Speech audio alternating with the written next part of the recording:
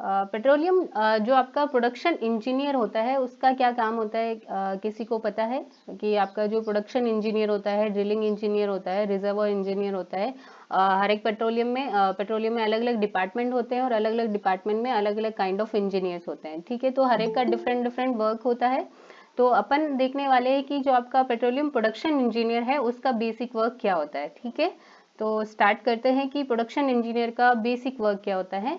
The role of petroleum production engineer is to maximise the oil and gas production in a cost effective manner. मतलब कि जो आपका basically production engineer है उसका काम क्या होता है कि आपका अगर ऑयल वेल है तो ऑयल वेल से ऑयल के प्रोडक्शन को मैक्सिमाइज करना, अगर आपका गैस वेल है तो गैस के प्रोडक्शन को मैक्सिमाइज करना इन ए कॉस्ट इफेक्टिव मैनर। मतलब आपको हमेशा कॉस्ट फैक्टर को ध्यान में रखते हुए आपके ऑयल एंड गैस के रेट है या जो प्रोडक्शन है उसको इंक्रीज करना, ठीक है। देन उसके बाद देखते हैं कि जो आपका कोई भी ऑयल वेल है या फिर कोई भी गैस वेल है या जो आपका गैस वेल है तो उसका जो प्रोडक्शन सिस्टम है उसमें कौन कौन से कंपोनेंट्स होते हैं, ठीक है। कौन कौन से बेसिक कंपोनेंट्स होते हैं जो उसमें प्रोडक्शन सिस्टम को जनरेट करते हैं या उसमें रिक्वायर्ड होते हैं बेसिकली। तो फर्स्ट है आपका कि कोई भी complete oil and gas production system होता है उसमें कौन कौन से कंपोनेंट होते हैं। तो आपका फर्स्ट कंपोनेंट होता है रिजर्वॉयर, ठीक है। अपन देखेंगे कि रिजर्वॉयर क्यों इंपॉर्टेंट है और रिजर्वॉयर का क्या बेसिक वर्क होता है, ठीक है। तो रिजर्वॉयर होना कंपलसरी है। देन आपका वेल होता है या वेल बोर होता है और देन उसके वेल में अपन देखेंगे ट्यूबिंग्स होती है, केसिंग्स होती है, डिफरेंट डिफरेंट कंपोनेंट्स होते हैं वेल के अंदर। देन होती है आपकी फ्लो लाइन, देन आपका सेपरेटर, देन आपके पंप या उसके अलावा आप कंप्रेसर भी यूज कर सकते हैं in case of the gas well. And then आपका होता है ट्रांसपोर्टेशन पाइपलाइंस। अब देखते हैं हर एक कंपोनेंट कहाँ पे आपका प्लेस्ड होता है किसी भी पेट्रोलियम प्रोडक्शन सिस्टम में, ठीक है। तो आपका फर्स्ट थिंग है रिजर्वॉयर। यहाँ पे अपन देख सकते हैं जो आपका रिजर्वॉयर है, रिजर्वॉयर में क्या होता है कि रिजर्वॉयर का बेसिक वर्क होता है कि रिजर्वॉयर के अंदर आपका ऑयल एंड गैस होता है। रिजर्वॉयर क्या करेगा कि जो भी उसके अंदर ऑयल या गैस है उसको डिलीवर करेगा कहाँ तक, वेल बोर तक लाने का काम करेगा। और वेल बोर तक आने के लिए जो आपका मीडियम होता है वो क्या होता है कि यहाँ पे अपन जो देख रहे हैं यहाँ पे ये आपके परफोरेशंस बने हुए हैं, ठीक है। मतलब कि होल्स बने हुए हैं, जो आपने केसिंग लगाई थी प्रोडक्शन केसिंग उसके अंदर अपन क्या करते हैं परफोरेशंस करते हैं, मतलब उसके अंदर छोटे छोटे होल्स बनाते हैं और उन होल्स के थ्रू आपका क्या होता है रिजर्वॉयर से फ्लूइड जो भी है आपका रिजर्वॉयर फ्लूइड, यानी रिजर्वॉयर फ्लूइड मीन्स आपका ऑयल एंड गैस जो है वो आपका फ्लो करके इसमें आता है, ठीक है। तो बेसिकली रिजर्वॉयर होना क्यों इंपॉर्टेंट है किसी भी प्रोडक्शन सिस्टम में, बिकॉज रिजर्वॉयर आपका जो भी ऑयल एंड गैस है उसको डिलीवर करने का काम करेगा, ठीक है। क्योंकि रिजर्वॉयर के अंदर ही वो डिपॉजिट रहेगा आपका ऑयल एंड गैस, ठीक है। यहाँ पे अब अलग अलग प्रेशर को शो किया है। तो यहाँ पे जो रिजर्वर की बाउंड्री पे प्रेशर है जिसको P और सब स्क्रिप्ट में लिखा है आपका E, ठीक है। तो ये PE है वो रिप्रेजेंट कर रहा है रिजर्वर की ड्रेनेज बाउंड्री पे जो प्रेशर है उसको, ठीक है। यहाँ से मतलब कि ड्रेन कहाँ से कर रहा है रिजर्वर, तो ये रिजर्वर की बाउंड्री से फ्लूइड ड्रेन होके आ रहा है, ठीक है। तो इसलिए इसको बोलते हैं रिजर्वर ड्रेनेज प्रेशर या फिर इसको कभी कभार PI से रिप्रेजेंट करते हैं, ठीक है, जिसको अपन बोलते हैं रिजर्वर का इनिशियल रिजर्वर प्रेशर, ठीक है। और उसके अकॉर्डिंग आपने देखा होगा कि अलग अलग टाइप के रिजर्वर होते हैं, ठीक है, जिसमें अपन देखते हैं ओवर सेचुरेटेड रिजर्वर होता है आपका, ठीक है, फिर गैस कैप रिजर्वर होता है आपका, फिर एक आपका सेचुरेटेड होता है, अंडर सेचुरेटेड होता है, ठीक है। तो ये आपने रिजर्वर में ऑलरेडी देख लिया कि रिजर्वर में जब रिजर्वर का इनिशियल प्रेशर जो रिजर्वर का बबल पॉइंट है उससे अगर ग्रेटर देन होता है तब उसको आप क्या बोलते हैं अंडर सेचुरेटेड रिजर्वर, ठीक है। अगर उससे लेस देन है देन आप उसको बोलते हैं गैस कैप या टू फेज रिजर्वर। अगर इक्वल है देन आप उसको बोलते हैं आपका सैचुरेटेड रिजर्वर, ठीक है। तो रिजर्वर प्रेशर के अकॉर्डिंग डिफाइन करने के लिए फिर रिजर्वर का प्रेशर क्या होता है धीरे धीरे जैसे जैसे आप यहाँ से फ्लूइड को प्रोड्यूस करेंगे मतलब वेल बोर तक लाएंगे तो आपका रिजर्वर का प्रेशर क्या होता है डिक्लाइन होता है, क्योंकि आपने फ्लूइड वहां से रिमूव कर लिया है, ठीक है। रिमूव करने पे जो डिक्लाइन हुआ प्रेशर का तो अपन क्या करते हैं यहाँ पे बीच में जो रिजर्वर है रिजर्वर का जो पार्ट है मतलब बाउंड्री से यहाँ वेल बोर तक का जो पार्ट है उसमें जो रिजर्वर का प्रेशर है क्योंकि वो इक्वली ड्रेन नहीं करेंगे, इक्वली वहां से रिजर्वर का प्रेशर डिक्लाइन नहीं करेगा, एक कांस्टेंट रेट पे डिक्लाइन नहीं करेगा, ठीक है। इसलिए अपन उसको क्या करते हैं कि एक एवरेज रिजर्वर प्रेशर लेते हैं जिसको P बार से रिप्रेजेंट करते हैं, ठीक है। देन होता है आपका PWF, ये आपका वेल बोर के अंदर, यहाँ पे जब वेल आपका फ्लो कर रहा है तो उसको बोलते हैं फ्लोइंग बॉटम होल प्रेशर, यानी कि वेल के जो बॉटम होल में प्रेशर है उसको PWF से रिप्रेजेंट करते हैं। ठीक है, तो ये आपका वेल बोर है, ये वेल है आपका। देन ये ट्यूबिंग्स लगी हुई है, बाहर इसके केसिंग लगी हुई है आपकी। ठीक है, ये आपका पूरा वेल है जिसको वेल बोर से रिप्रेजेंट करते हैं। देन उसके बाद आपका वेल हेड है, फिर वेल हेड के ऊपर आपका क्रिसमस ट्री लगा हुआ है। ठीक है, तो जब भी आप किसी वेल पे या वेल साइट पे विजिट करने जाते हैं तो ओनली जो पार्ट विजिबल होगा आपको वो होगा आपका क्रिसमस ट्री। ठीक है, देन क्रिसमस ट्री से यहाँ से क्या होता है कि अपन देखेंगे क्रिसमस ट्री में कौन कौन से कंपोनेंट्स होते हैं, डिफरेंट डिफरेंट कंपोनेंट का डिफरेंट वर्क होता है, वो देखेंगे। उसके बाद यहाँ से ये होती है फ्लो लाइंस। ठीक है, फ्लो लाइन से आपका फ्लूइड क्या करेगा, सेपरेटर में जाएगा। सेपरेटर एक डिवाइस होती है, सेपरेटर का काम होता है कि जो भी क्रूड ऑयल है उसके अंदर से आपको गैस एंड वाटर को सेपरेट करना। ठीक है, फिर उसके बाद क्या करते हैं, जब आपका ऑयल गैस एंड वाटर तीनों सेपरेट हो गए हैं, देन आप क्या करेंगे कि जो भी मैम आपका, hello, sorry for interruption ma'am, 2-3 बच्चे हैं, उन्हें इन कर दो अगर है तो। ओके,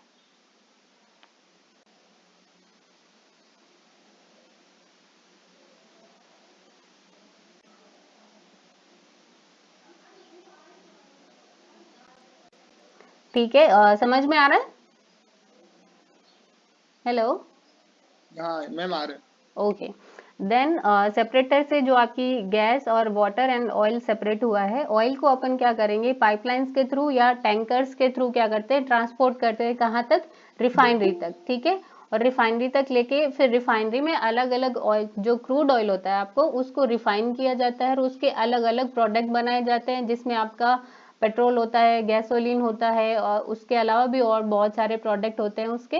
ठीक है, केरोसिन है, एविएशन टर्बाइन फ्यूल है, ये सारे वहाँ पे उसके सब कंपोनेंट निकलते हैं। ठीक है, देन जो आपका वाटर होता है उसको आप क्या करते हैं, जनरली डिस्पोज कर देते हैं, उसको भी आप थोड़ा ट्रीट करेंगे वाटर को, क्योंकि डायरेक्टली आप एनवायरमेंट में उसको डिस्पोज नहीं कर सकते। ठीक है, जो गवर्नमेंट है उसके कुछ रेगुलेशंस होते हैं, उनको फॉलो करते हुए आप इसको डिस्पोज करेंगे। देन जो आपकी गैस होती है, गैस को आप या तो क्या करेंगे, अगर हाई प्रेशर गैस है आप तो डायरेक्टली पाइपलाइन के थ्रू जो आपका सेलिंग पॉइंट है या जो कंज्यूमर है उनको डायरेक्ट आप भेज सकते हैं। अगर आपकी लो प्रेशर गैस है तो उसको अपन क्या करेंगे, कंप्रेस करेंगे, तो यहाँ पे कंप्रेसर यूज करके अपन गैस को पाइपलाइंस के थ्रू ट्रांसपोर्ट कर देते हैं। ठीक है, तो कंप्रेसर यूज कब होंगे, जब आपको गैस को ट्रांसपोर्ट करना है। अगर आपको ऑयल को ट्रांसपोर्ट करना है देन आप क्या करेंगे, पंप यूज करेंगे। ठीक है, ये था आपका कंप्लीट पेट्रोलियम या किसी भी ऑयल वेल या गैस वेल के लिए जो आपका प्रोडक्शन सिस्टम होता है उसमें कौन कौन से कंपोनेंट्स होते हैं। ठीक है, अब इसमें भी डिफरेंट कंपोनेंट होंगे, अपन आगे देखेंगे कि कुछ कंपोनेंट होते हैं जिनको अपन सब सरफेस के कंपोनेंट बोलते हैं। ठीक है, अब सब सरफेस के कंपोनेंट जैसे कि जो भी यहाँ पे वेल में इनसाइड, मतलब जो आपकी अर्थ की सरफेस के इनसाइड जितने भी कंपोनेंट होंगे उनको बोलेंगे अपन सब सरफेस के कंपोनेंट। अब सब सरफेस के कंपोनेंट में आपका वेलबोर है, वेलबोर में आपका ट्यूबिंग लगा है, केसिंग लगा है, केसिंग को हैंग करने के लिए केसिंग हैंगर लगा हुआ है आपका। ठीक है, देन ट्यूबिंग को हैंग करने के लिए ट्यूबिंग हैंगर लगेगा। इन सब के बारे में देखेंगे अपन। तो ये सारे कंपोनेंट होते हैं। इसके अलावा यहाँ पे जो इनसाइड है, अगर फ्लो कंट्रोल नहीं हो पाता है तो अपन क्या करते हैं, यहाँ पे सेफ्टी वॉल भी इंस्टॉल करते हैं। ठीक है, जिनको सब सरफेस सेफ्टी वॉल भी बोलते हैं, या ट्यूबिंग के अंदर होते हैं। कभी कभार यहाँ पे अपन चौक यानी कि एक काइंड ऑफ वॉल होता है, उसको भी इंस्टॉल करते हैं अगर अपन को रिक्वायर्ड होता है तो। ठीक है, ये कंपल्शन नहीं है कि वहाँ पे हमेशा अपन चौक इंस्टॉल करेंगे, सब सरफेस चौक इंस्टॉल करना कंपल्सरी ऐसा नहीं है, बट अगर अपन को रिक्वायर्ड होता है तो अपन यहाँ पे इंस्टॉल करते हैं। ठीक है, वो कैसे इसकी बात करेंगे कि कब अपन को इसके अंदर चौक रिक्वायर्ड होगा। ठीक है, तो ये आपके सब सरफेस के कंपोनेंट हुए। सरफेस पे अपन देखेंगे तो आपका वेलहेड है, ये क्रिसमस ट्री है, इसके अंदर फिर ये फ्लो लाइंस है, इसकी यहाँ पे चौक भी होगी इसको रेगुलेट करने के लिए, जो आपका ये रेगुलेटर लगा हुआ है। ठीक है, तो ये सारे कंपोनेंट होते हैं आपके सरफेस के कंपोनेंट। जो पेट्रोलियम प्रोडक्शन सिस्टम है उसको दो पार्ट में डिवाइड किया है, कि एक तो जो सरफेस के कंपोनेंट है वो, और एक आपका है सरफेस, और दूसरा है आपका सब सरफेस के कंपोनेंट। ठीक है, तो अभी अपन देखते हैं कि रिजर्वर, जैसे मैंने बताया था कि रिजर्वर का वर्क क्या होगा। The reservoir supplies the wellbore with the crude oil और द गैस। रिजर्वर का बेसिक वर्क होगा कि जो भी आपका वेलबोर है अगर आपका ऑयल वेल है देन उसको क्रूड ऑयल सप्लाई करना, या फिर अगर गैस वेल है तो उसको गैस सप्लाई करना, ठीक है। फिर है आपका वेल। वेल का काम क्या होता है, बेसिकली एक फ्लो पाथ या फ्लो पाथ प्रोवाइड करना, किसको, जो भी आपका प्रोडक्शन फ्लूइड है, प्रोडक्शन फ्लूइड यानी कि जो भी आपका ऑयल है या गैस है उसको पाथ प्रोवाइड करना from the bottom hole to the surface, यानी कि यहाँ से आपका बॉटम होल यानी कि यहाँ से लेके सरफेस तक आने के लिए इसको कुछ फ्लो पाथ चाहिए होगा या कुछ मीडियम चाहिए होगा जिसके थ्रू ये फ्लो करके सरफेस तक आए। तो इसके लिए अपन को फ्लो पाथ प्रोवाइड करने का काम कौन करता है, आपका वेल करता है, ठीक है।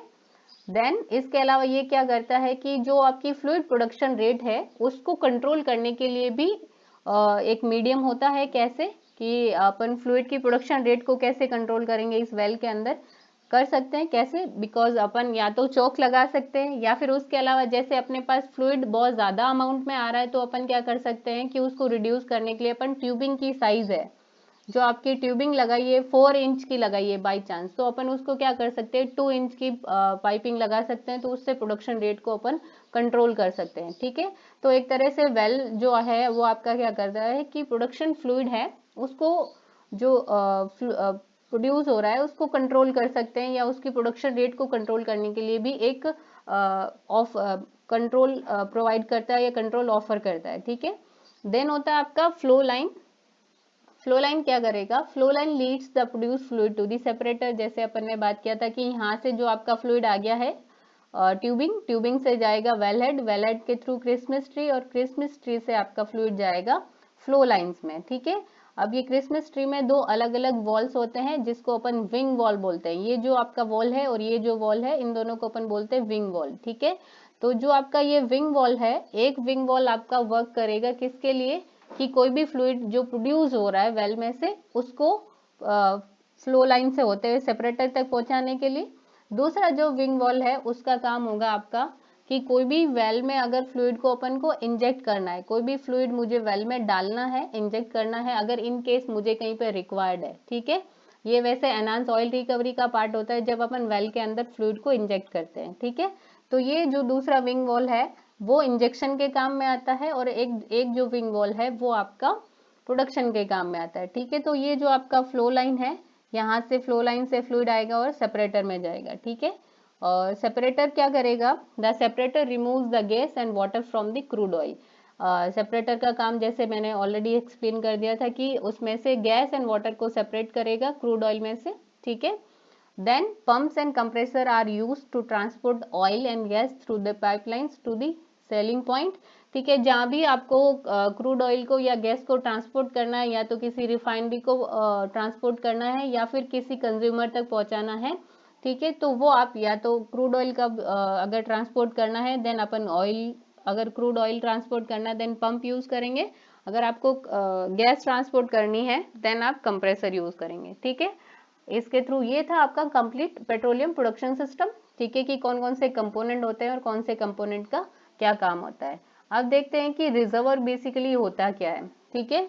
तो रिजर्वर क्या होता है कि any hydrocarbon accumulation in geological traps can be classified as reservoir या फिर फील्ड या फिर पूल, ठीक है। कोई भी हाइड्रोकार्बन अक्यूमुलेशन अगर किसी भी जियोलॉजिकल ट्रैप्स में है, जियोलॉजिकल ट्रैप्स आपने ऑलरेडी पढ़े हैं कि ट्रैप्स कितने टाइप के होते हैं और जियोलॉजिकल ट्रैप क्या होता है, ठीक है। कुछ इम्परमेबल ट्रैप्स होते हैं, उनके अंदर आपका फ्लूइड है वो क्या करता है, फर्दर मूवमेंट नहीं होके वहीं पे ट्रैप हो जाता है, ठीक है। तो ऐसे ट्रैप्स, जियोलॉजिकल ट्रैप्स जिनके अंदर हाइड्रोकार्बन यानी बेसिकली आपका ऑयल या गैस है वो ट्रैप हो गया है, उसको अपन या तो रिजर्वर बोल सकते हैं या फील्ड बोल सकते हैं या फिर पूल बोल सकते हैं, ठीक है। अब इन तीनों में डिफरेंस क्या होता है कि बेसिकली किस चीज को अपन रिजर्वर बोलने वाले हैं, कौन सी चीज को फील्ड बोलने वाले हैं और कौन से को पूल बोलने वाले हैं, ठीक है। तो रिजर्वर क्या होता है, जनरली पोरस एंड परमेबल होता है। पोरस एंड परमेबल मींस क्या हुआ, पोरस यानी कि उसके अंदर पोरोसिटी है, पोरोसिटी मींस आपका कोई भी फ्लूइड है उसको होल्ड करने का कैपेसिटी है, उसके अंदर टाइनी टाइनी पोर्स है, मतलब जो आपकी फॉर एग्जांपल अगर अपन स्पंज की बात करते हैं, ठीक है, तो स्पंज के अंदर क्या होता है कि बहुत टाइनी टाइनी पोर्स होते हैं, उसको अंदर अगर अपन वाटर के अंदर डिप करते हैं तो वो पूरा वाटर को अपने अंदर फिल करता है, कंटेन करता है, ठीक है। तो सेम होता है रिजर्वर रॉक के साथ कि वो पोरस होती है, मतलब फ्लूइड को कंटेन करने का कैपेसिटी होता है उसके अंदर।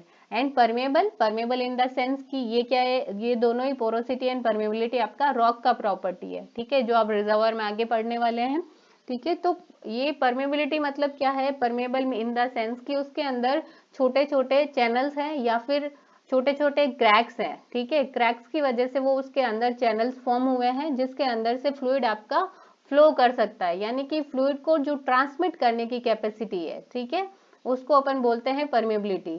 तो आपका रिजर्वर जो होता है एक porous and permeable underground formation होता है containing an individual bank of hydrocarbons confined by impermeable rocks or water barriers and is characterized by a single natural pressure system.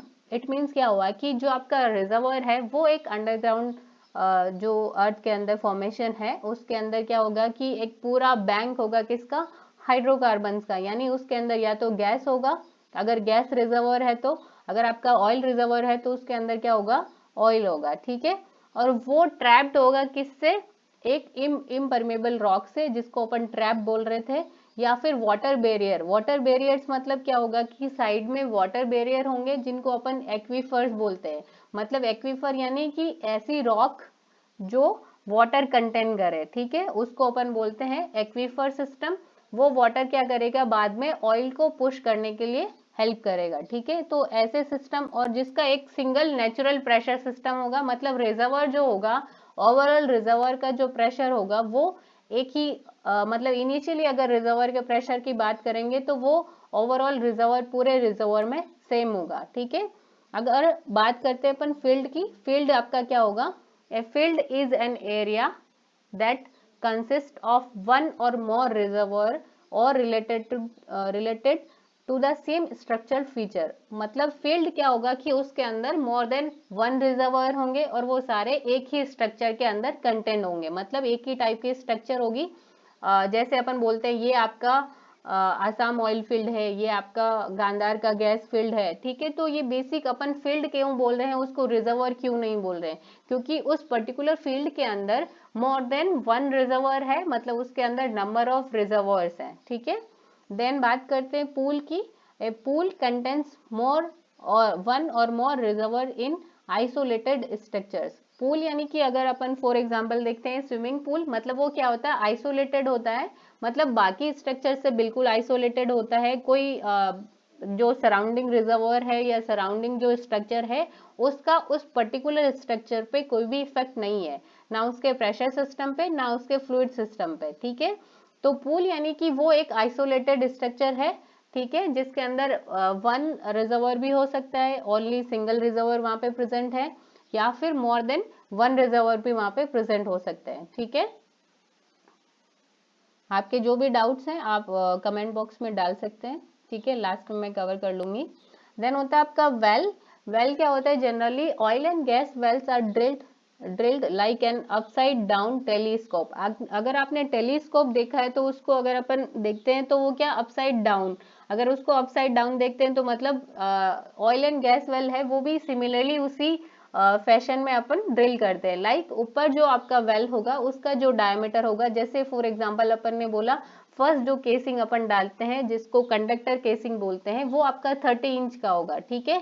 मतलब आपने 30 इंच का वेल ड्रिल किया है तो 28 इंच का आप फर्स्ट कंडक्टर केसिंग इंस्टॉल कर रहे हैं। देन धीरे धीरे क्या हो रहा है, होल का साइज भी कम हो रहा है और आपका केसिंग का साइज भी कम हो रहा है, ठीक है। तो जो लास्ट केसिंग डलती है या जो आपका प्रोडक्शन स्ट्रिंग डलता है या प्रोडक्शन जो आपका केसिंग डलता है उसका साइज कितना होता है, जनरली 9 इंच होता है, ठीक है। और 9 इंच काफी स्मॉल साइज है, अगर उसके अंदर अपन ट्यूबिंग लगाते हैं तो वो 4 इंच या 3 इंच का इतना स्मॉल साइज का होता है, ठीक है। तो वेल में जनरली क्या होता है कि वो एक टेलीस्कोपिक व्यू में अपन देख सकते हैं, तो वो क्या होता है कि धीरे धीरे उसका डायमीटर रिड्यूस होता जाता है, ठीक है।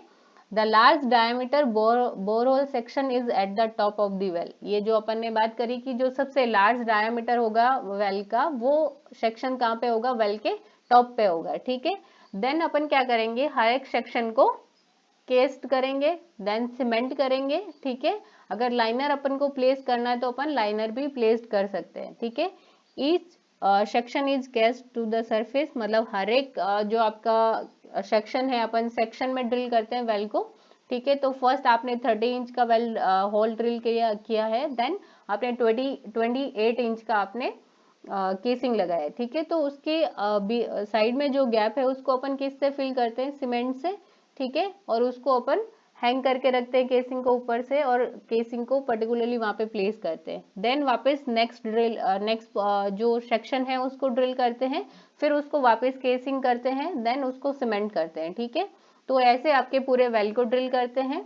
ईच केसिंग और liner is cemented into the well usually up to the least where the cement overlaps the previous cement job। अब जो बोल रहे हैं कि जो केसिंग और है उसको अपन सीमेंट करते हैं हर एक वेल में, ठीक है। तो अपन कितना उसको सीमेंट करेंगे, कितने पोर्शन को, वो अपन बात कर रहे हैं कि जो प्रीवियस केसिंग सीमेंट जो आपने सीमेंट किया है उसको वापस ओवरलैप नहीं करेगा, तब तक अपन उसको सीमेंट करेंगे, ठीक है।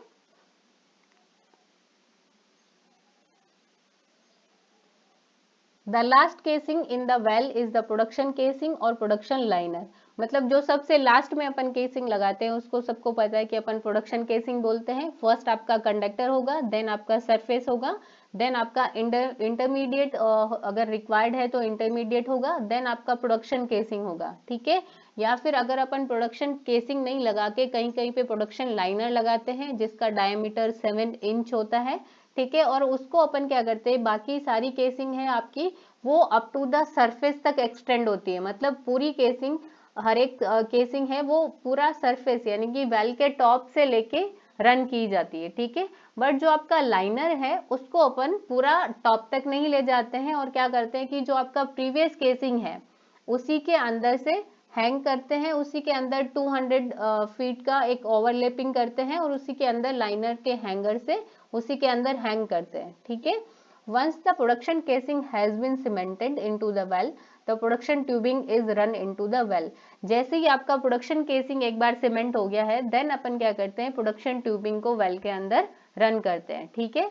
देन उसके बाद अपन क्या करते हैं कि जो आपका प्रोडक्शन केसिंग है और उसके अंदर अपन ने प्रोडक्शन ट्यूबिंग लगाया है, ठीक है। तो इन दोनों के बीच में अगर वेल से प्रोडक्शन लेते हैं, जैसे फॉर एग्जांपल अगर अपन देखें यहाँ पे डायग्राम में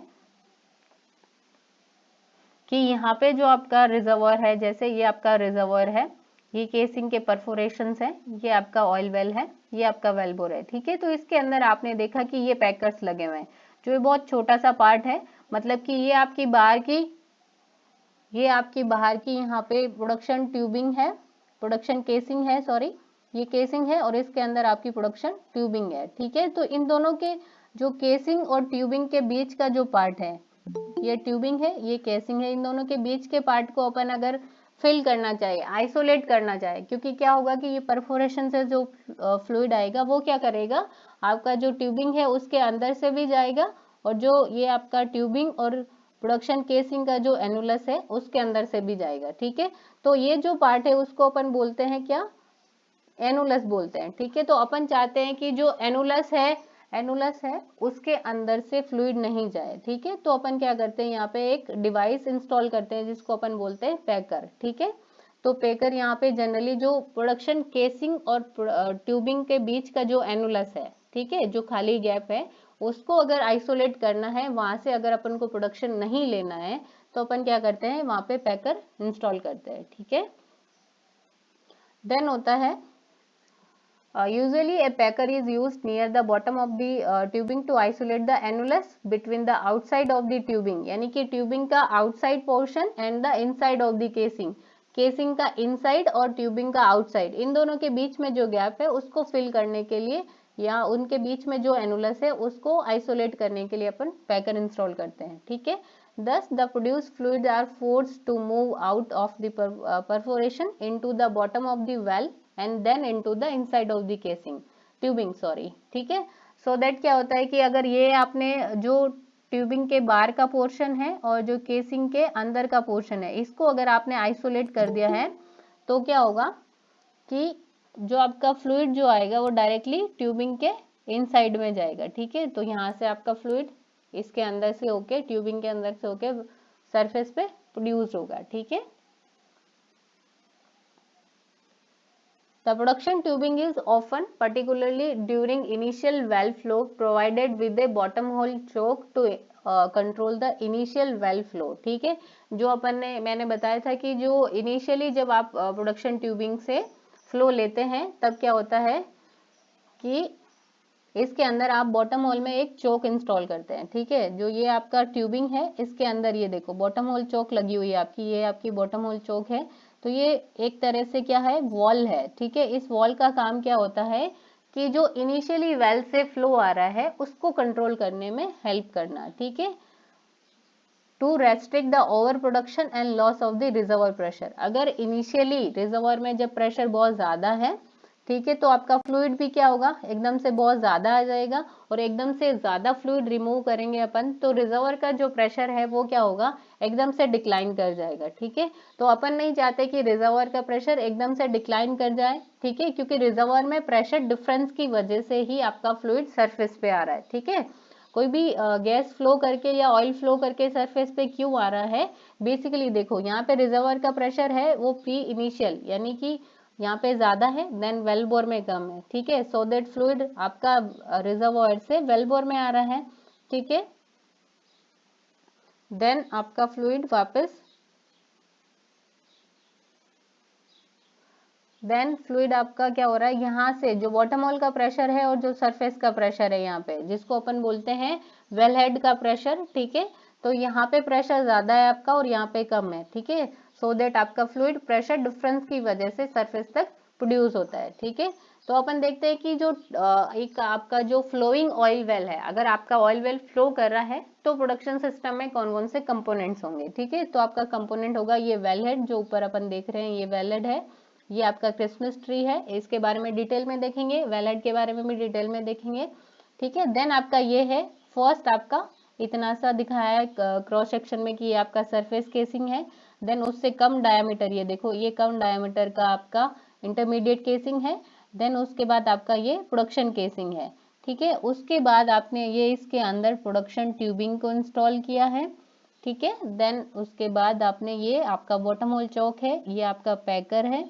ठीक है, देन उसका ये आपका ऑयल रिजर्वर है, ये आपने केसिंग में परफोरेशंस कर रखे हैं। ठीक है, तो ये था बेसिकली कि किसी भी ऑयल या गैस वेल में प्रोडक्शन सिस्टम में कौन कौन सी चीजें या कौन कौन सी कंपोनेंट्स होंगे और कौन से कंपोनेंट को अपन क्यों इंस्टॉल करते हैं। ठीक है, नेक्स्ट है आपका flowing oil well defined as a well producing solely because of the natural pressure of the reservoir. मतलब फ्लोइंग ऑयल वेल का मतलब क्या हुआ, उसको कैसे डिफाइन करेंगे कि जो भी आपका वेल फ्लो कर रहा है वो किसकी वजह से फ्लो कर रहा है, उसके अंदर जो नेचुरल प्रेशर है रिजर्वर का, नेचुरली उसके अंदर एनर्जी है, उसकी वजह से आपका वेल फ्लो कर रहा है। ठीक है, उसको अंदर से या बाहर से अपन ना तो सक्शन क्रिएट करके फ्लूइड को प्रोड्यूस कर रहे हैं, मतलब एक्सटर्नली मैनुअली अपन कोई भी एनर्जी उसको प्रोवाइड नहीं कर रहे हैं। ठीक है, ऑयल आपका खुद की एनर्जी की वजह से सरफेस पे प्रोड्यूस हो रहा है। ठीक है, it is composed of casings, tubing, packer, down hole choke, ये आपका ऑप्शनल है जो अपन ने बात करी थी, then wellhead, Christmas tree and surface chokes. ठीक है, ये सारे कंपोनेंट्स होंगे आपके किसी भी फ्लोइंग ऑयल वेल के। ठीक है, तो ये था आपका बेसिक लेक्चर कि आपके क्या क्या चीजें आप जो बेसिक आपका प्रोडक्शन सिस्टम है उसके अंदर कौन कौन से कंपोनेंट होते हैं, कौन से कंपोनेंट का क्या वर्क होता है। ठीक है,